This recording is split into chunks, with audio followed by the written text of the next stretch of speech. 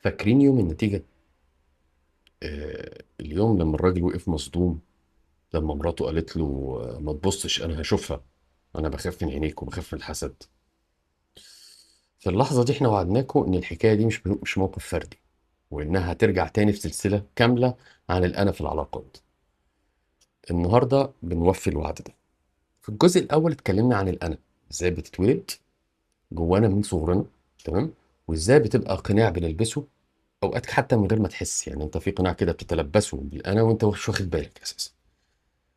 ويمكن السبب الأساسي إنه المرضى النفسيين أو المصابين بالأنا مش بيروحوا يتعالجوا، لأن هم مقتنعين 100% إن هم مش مصابين ومش عيانين، فما عندوش القدرة إن هو يواجه نفسه.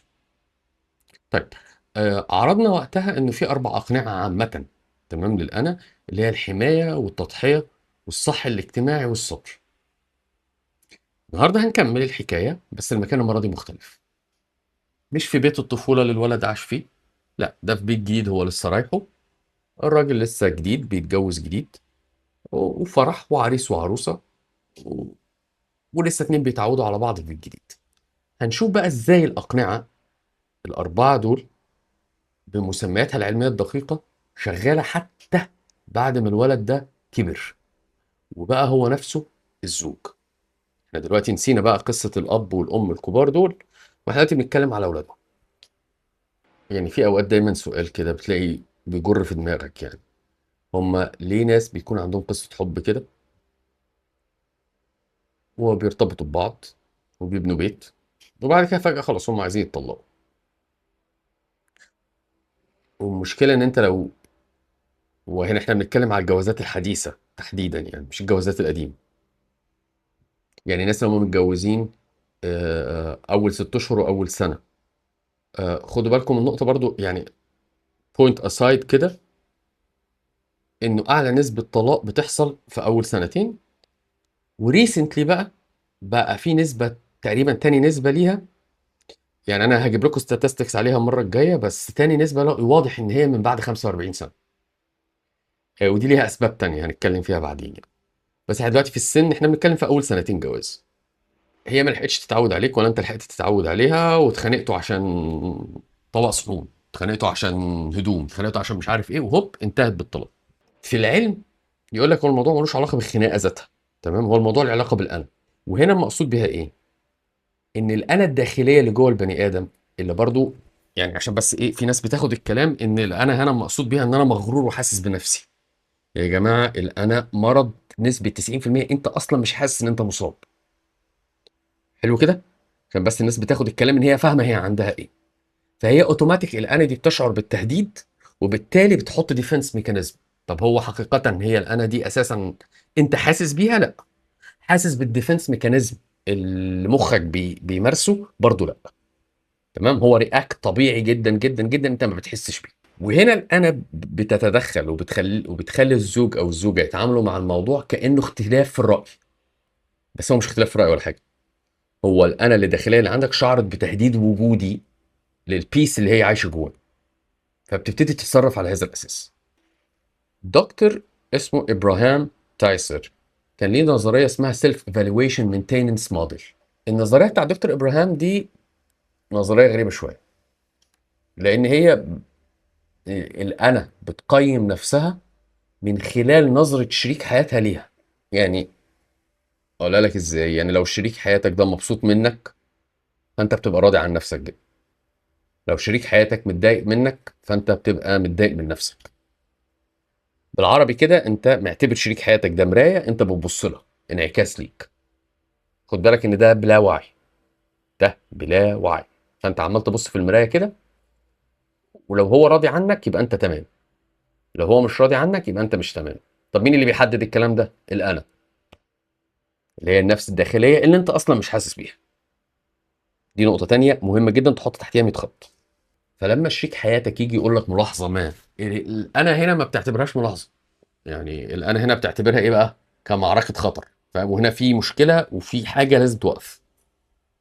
فهنا بيبقى عندك ايه بقى؟ انت مش هتسمع الملاحظه دي اصلا. تمام، انت سامع دلوقتي في تهديد، ثريت جاي من الشخص اللي قصادك. اللي هو نرجع تاني بقى للنظريه بتاع دكتور ابراهام، ان هو اصلا معتبر ان الشخص اللي قدامك ده المرايه، مش واحد شريكك ماشي معاك مشوار. انا ولا انت؟ ما هي معركه بقى. عشان كده اللي انت لما تيجي تقعد مع اي ناس او تسمع اي قصص بتاعت ناس متطلقين جداد، هو ما تفهمش هم متخانقين على ايه اساسا. يعني انت اقعد تحلل في الموضوع ما تفهمش. في حينك لما تقرا القصص بتاعت الناس الكبيره، تلاقي في تراكمات، تلاقي في اسباب، تلاقي مش عارف ايه. بس الناس الصغيره اللي هم في اول سنه واول سنتين دول، آه، ما فيش سبب. يعني احنا بنتكلم على العامه، طبعا في شواذ للقواعد، بس احنا بنتكلم على العموم مش على الشواذ. العموم انه ما فيش سبب واضح للطلاق غير ان هو ايجو مسيطره على الاشخاص. نرجع تاني للحكايه. الولد اللي اسمه كريم ده لما اتجوز، كريم اتربى في بيت الراجل هادي وصبور، وما بيعليش صوته، ما بيتخانقش، ما بيضربش، مش عارف ايه، وكل ما تحصل مشكله هو هادي. وابوه بيلعب بطريقه كده ان هو ايه، انا اعمل اللي بمزاجي بره البيت، تمام، بس المهم ان البيت يفضل ايه، ماشي هادي. وخدوا بالكم انه الرجاله اللي تقدر توصل لسلام نفسي طول الوقت ان هي ما تتخانقش في البيت، دي اساسا نسبه قليله يعني صعبه. صعب ان هو ما يتنرفزش في البيت، صعب ان هو مش عارف ايه، بس هو قرر انه يلقى سعادته بره البيت، سعادته مش هتبقى جوه البيت. فكريم من هو صغير كان شايف الهدوء اللي بيعمله باباه ده نوع من انواع الضعف. فكريم كان بيسمع امه اوقات كتيره بتقول لابوه كلام فيه استخفاف يعني، تمام، وابوه ساكت. وكريم كان علاقته بابوه علاقه طيبه الى لغايه سنين، يعني تقريبا كل سنين عمره، وعلاقته بابوه علاقه الى حد ما طيبه. فكان كريم بيقول في عقل باله، يعني هي ليه ماما بتزعق لبابا كده؟ هو انا لو اتجوزت مراتي هتعمل معايا كده؟ لا انا مش هتجوز. يعني هو كان الرد الفعل وهو تينيجر ان هو مش هيتجوز.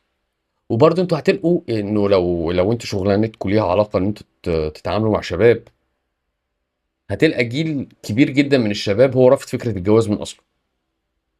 ماشي. وهترجع تاني لو بصيت في الموضوع هتكتشف ان الموضوع ليه علاقه بالنموذج اللي هو شايفه في بيته. طيب لما كريم كبر واتجوز، قرر يعمل عكس باباه. يعني قرر ان هو بدل ما يبتدي يشوف سعادته ويشوف التشجيع ويشوف كل حاجه بره البيت، هو قرر انه لا، انا مراتي هي الدعم لازم يجي منها، وانا لازم اخد يعني وهي لازم تبقى بتحترمني، وهي لازم تبقى مش عارف ايه. فكان بقى ايه، داخل في خناقات هو وهي ليل نهار. لان ببساطه كان بالنسبه له الموضوع هو تصلب راي، انا همشي رايي. الكنبه دي هتتحط هنا، لا انا مش عايزاها هنا، لا هي هتتحط هنا. هو ليه هو كده؟ مش اكتر. هو بس تمشيه راي، عشان هو في دماغه باصص لايه؟ باصص انه ما يتحولش الموضوع زي باباه. فعاش متسلط بطبعه. ارجع هنا تاني عشان تفهم الصورة أكتر ونفهم كلنا الصورة أكتر بشكل أصح. هنا كريم مش بيدافع عن رأي شخصي، كريم بيدافع عن ايمج اتكونت جوه دماغه. الايمج دي جايه منين؟ جايه من باباه ومامته. طيب هل في علم النفس في تفسير للكلام ده؟ في حاجه اسمها التعويض الزائد او اسمها ايه، سوري، اوفر كومبنسيشن. الاوفر كومبنسيشن ده معناه ايه؟ يعني اللي هو شايف ان تصرف باباه كان ضعف، فهو هيعمل عكسه.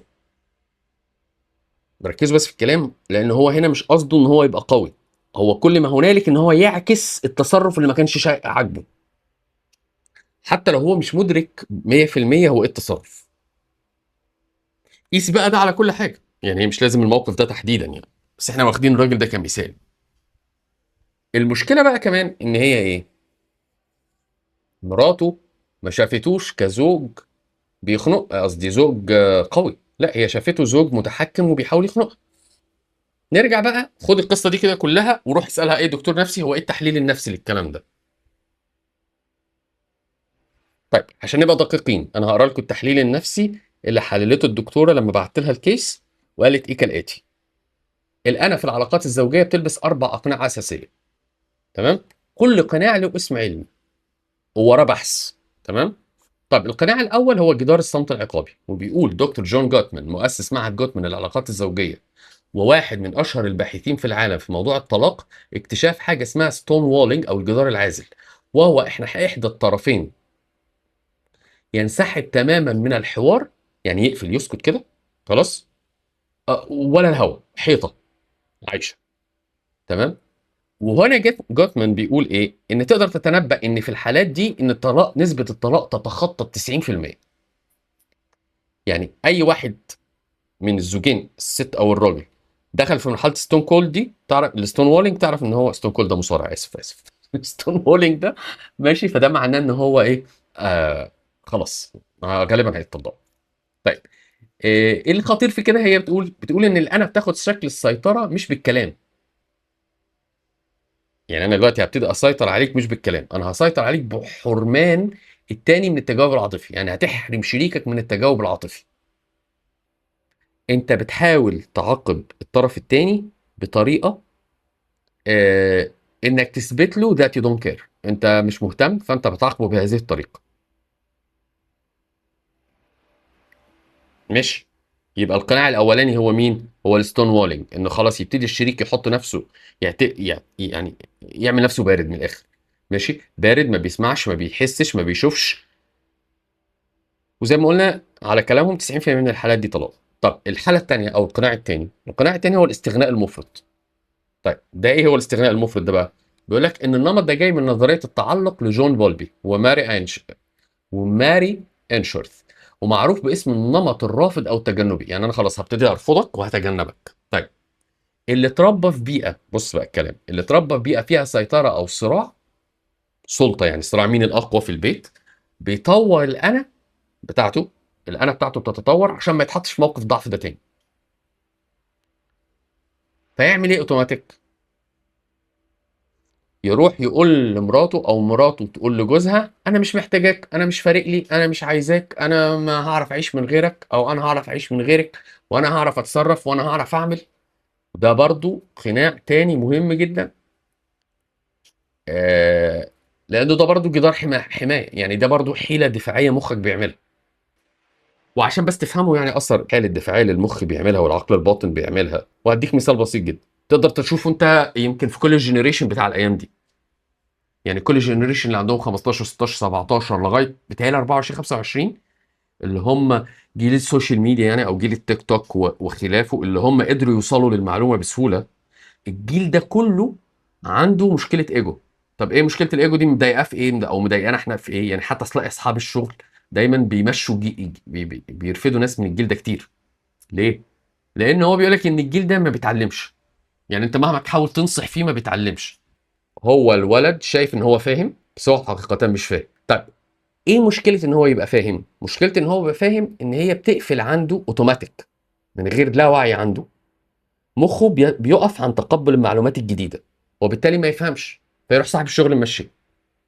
ليه؟ لان صاحب الشغل مش جاي يداديك، ما هو عايزك تتعلم، فانت لو ما اتعلمتش يبقى ملهاش لازمة. طب هل برضو تاني نرجع لنفس المشكلة، هل انت حاسس بالمشكلة دي؟ لا، انت عقلك الباطن بيقول لك ان انت كده في التمام. المشكلة فين بقى؟ المشكلة الأكبر إن أنت بتخاف تواجه نفسك، عشان لو واجهت نفسك هتعرف إن أنت ضعيف في حتة ما. فعقلك الباطن يعمل إيه؟ يقول لك لا ما تواجهش، أنت أصلا مش محتاج تواجه نفسك، أنت مش محتاج تثبت لنفسك شيء، مش محتاج تثبت اللي حواليك شيء، أنت في السليم. فالنتيجة يكون انهيار. طب نرجع تاني للزوج والزوجة المتجوزين حديثا دول. القناع الثالث، احنا قلنا القناع الأولاني اللي هو الستون وولينج، القناع الثاني ماشي اللي هو انا مش محتاج لك خلاص. القناع الثالث بقى اللي هو التعويض. تعويض ازاي؟ فزي ما شفنا في كريم كده، لما حد يفسر هدوء التاني ان هو ضعف، فهو بيتحول لنسخة متسلطة. نرجع تاني، مش لان كريم قوي فعلا، مش لان كريم مثلا عصبي بطبعه، لا، هو كريم بس مرعوب من فكرة انه يشوف السيناريو اللي شافه في باباه فيه، فيعمل ايه؟ العكس. يعمل العكس. انت ممكن تقيس ده زي ما قلنا على كذا حاجة. طيب القناع الرابع هو الانحياز التفسيري السلبي. يعني ايه الانحياز التفسيري السلبي بقى؟ دكتور فرانك فينشن في علم النفس الأسري بيوضح ازاي الأنا بتخلينا نفسر كل تصرف بسوء نية. يعني ايه برضو؟ يعني ان اي تصرف انت بتعمله، انت مش بتحترمني، انت مش بتقل مني، انت بتكسر كلامي، انت مش عارف ايه، كل الكلام ده هتلقاه موجود برضو عند ناس كتيرة جدا، رجالة أو ستات، إنها بتحاول تفسر أي تصرف شريك حياتها بيعمله بنوع من التفسيرات السلبية، أو التفسير اللي بيريحه من جوه ويقول له إن بص بص بص، ده شريك حياتك عمل إيه؟ ده كان قاصد يحرجك، ده كان قاصد يخلي شكلك وحش، ده كان قاصد إنه يتكلم عليك، ده كان قاصد إنه يقول إن أنت ما بتحترمينيش، سميها زي ما أنت عايز تسميها. المهم إن في الناتج في الآخر إن هو يعني عشان بس تبقى النقطة واضحة، هو عايز يحط نفسه وعايز يحط عقله الباطن في بوزيشن، او عقله الباطن عايز يحطه في بوزيشن دفاعي. لما يحط نفسه في بوزيشن دفاعي يقدر يحلل لنفسه التصرفات. يعني ايه؟ يعني لو في تصرف حرام هيعتبره حلال لان هو في موقف دفاعي. لو في تصرف يتنافى مع القيم اللي هو اتربى عليها مش مشكلة، هيبقى حلال في الوضع ده. ليه برضو؟ عشان هو في موقف دفاعي، وبالتالي هيحلل لنفسه اي شيء غلط. يعني هديكم مثال بسيط جدا. ادت الورث لواحد من الولاد وما ادتش للباقي. فاللي خد الورث ده عشان يحلل لنفسه الوضع نفسيا يقول اصل اخواتي دول ولاد كلب، اخواتي دول ياما عملوا وياما خدوا وياما سووا. طب هو ليه عمل كده؟ عشان يقنع نفسه ان هو مش المفروض يديهم الفلوس. قيس على كده كل حاجه، ماشيين بالعربيه عملنا حادثه، تمام؟ فيعمل ايه مخك الباطن؟ يقول لك لا، ما انت اللي غلطان. ليه؟ عشان انت ما تحسش ان انت اللي عملت المشكله، او ما تروحش تدفع للراجل فلوس تصلح له عربيته او ايا كان. فعقلك الباطن يعمل الحيله دي عشان يطلع نفسه بريء، فيفسر لك ويحلل لك التصرف الغلط اللي انت هتعمله. وضحت النقطه؟ طيب، فنيجي السؤال الاهم. ليه كريم كرر نفس اللعبه اللي كرهها في بيت اهله؟ دكتور ألبرت بندرو في نظريته اللي اسمها السوشيال ليرنينج ثيوري بيقول ايه بقى؟ ان الابناء، وده سؤال انا كنت سالته لكم قبل كده، هي هل الابناء بتتعلم بالنصيحه ولا لا؟ فبيقول ايه بقى؟ ان الابناء مش بتتعلم بالنصائح اللي بتتقال، الابناء بتتعلم بنموذج سلوكي. يعني لو انت اب عصبي وبتضرب، هو هيتعلم من النموذج ده. بس انت لو قعدت تقول له 100 مره كلام زي كده هو مش هيفهم منه حاجه. هو هيشوف بس النموذج العصبي اللي انت عملته ونموذج الضرب اللي انت ضربته، ومش هيشوف غيره. ففي ناس كتيره جدا يقول لك ايه، لا انت يعني وفر كلامك، هو اصلا مش هيتعلم منك حاجه غير لما ياخد قلم من الدنيا حقيقي، ساعتها هيفهم. فلما الام تكسر كلام الاب عشان تحس انها كذبت، هي من غير بتحس، يعني هي مش حاسه، بس بتزرع جوه اولادها نموذج سلوكي هيطلع تاني في بيوتهم. فخلاصه الكلام هنا ايه؟ الانا مش بتتورث بالكلام، الانا بتتورث بتصرفات. الجيل بيتعلم، الصغيرين بيتعلموا باللي بيشوفوه مش باللي بيسمعوه. فالناتج في الاخر هو بيتورث له مشهد، سيناريو، والسيناريو ده بيرفلكت اكوردنجلي. لو السيناريو ده مش عاجبه هيرفلكت بشكل مضاد، لو السيناريو ده عاجبه هيرفلكت ان هو هيعيده تاني. هل العلم شخص لنا المشكله وسكت؟ لا، هو ادانا حل. ايه الحل الاولاني؟ حاجه اسمها قبول التاثير. يعني ايه بقى؟ ابحاث جوتمان اثبتت ان العلاقات الزوجيه الناجحه قائمه على قدره كل طرف، والرجل خصوصا، والرجل خصوصا، على قبول تاثير شريكه. هتلقى في رجاله كتير جدا مدين مساحه للست ان هي تتصرف بحكم ان هي قاعده مع الولاد. هنا بتخبط في نوعين، نوع من الستات انها بتاخد الموضوع ده بشكل ريسبونسبل فعلا، وتبتدي تتصرف وتحافظ على شكل الراجل وتحترم ان هو اداها مساحه وحريه. ونوع تاني يبتدي يكسر صوره الاب ويبتدي يقوله ده هو مهمل، ده هو مسوي، ده هو عامل. بس المجمل اللي البيوت اللي بتنجح فيها هذه التجربه، اللي هي الستات اللي بتقدر ان الاب اداها، ان جوزها اداها المساحه دي، البيوت دي بتبقى ناجحه جدا، ناجحه ناجحه يعني. ليه؟ لانه لما بيسمع لراي مراته هو بيدي درس لاولاده بجديه ومن غير انفعال، اللي هو التنازل عن الانا. انا مش لازم رايي يبقى صح. يعني ايه؟ بقى يعني راح قاعد يقول لابنه اللي انت بتعمله غلط، اللي انت بتعمله غلط، اللي انت بتعمله غلط، فابنه مش مقتنع. بس ابنه شاف ابوه وهو قاعد مع مراته، قال لها ده انا غلطت في كذا وانا هغير، لا ده انا مش هعمل العمله دي تاني لان انا غلطت. اهو عنده التصرف ده اصدق 100 مره من الكلام اللي ابوه قاله. ليه؟ لان هو شايف تصرف على الارض. اتنين، العلاج المتمركز حول العاطفه. يعني ايه؟ بص بتقول ايه. الدكتوره اسمها سو جونسون طورت اسلوب اسمه موشنلي فوكس ثيرابي، واساسه بسيط: غير لغتك. يعني بدل ما تقول انت مهمل ومش محترمني، ودي لغه الاتهام اللي بتخلي التاني يدافع عن نفسه اوتوماتيك، يعني انت بتحطه دايما في بوزيشن المتهم. تقول له ايه؟ يا اخي انا قلقت عليك لما المشكله دي حصلت، يا اخي انا حاسس ان انت اتضايقت لما ده حصل. فانت بطريقه ما او باخرى لمست نقطه الضعف اللي عنده، فخليته ايه؟ يرتاح، وما استفزتش الانا اللي جواه عشان تاخد الديفنس ميكانيزم.